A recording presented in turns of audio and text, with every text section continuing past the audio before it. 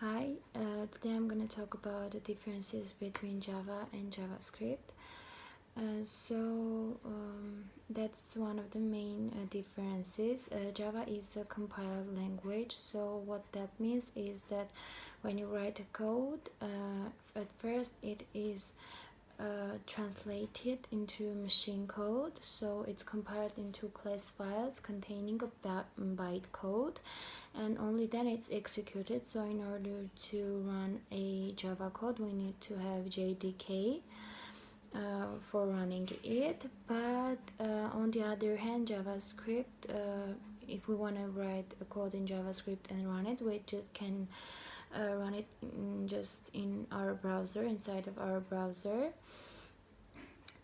And the second main difference is that one of them is a static language and the other one is dynamically typed language.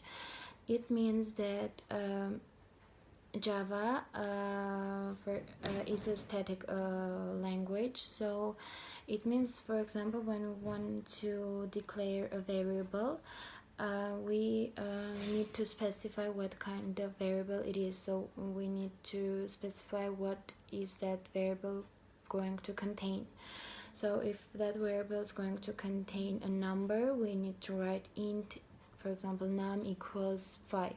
If that's gonna contain a string, we need to write string a equals some kind of string. So the third difference between Java and JavaScript is that one of them requires classes to construct objects, but the other one does not. So the one that requires classes to construct objects is Java, and JavaScript does not require that. So what that means is that Java has concept of constructor, so it's a class-based language.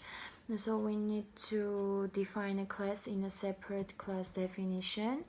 And we must make sure that our superclass runs before our subclass.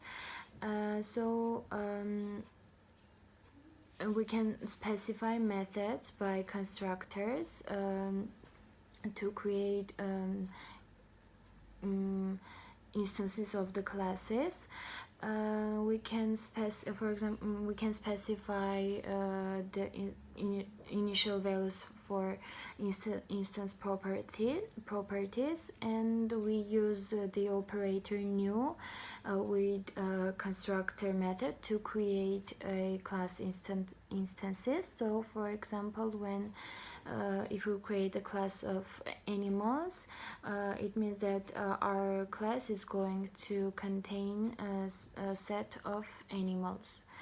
So that is the third main difference between Java and JavaScript.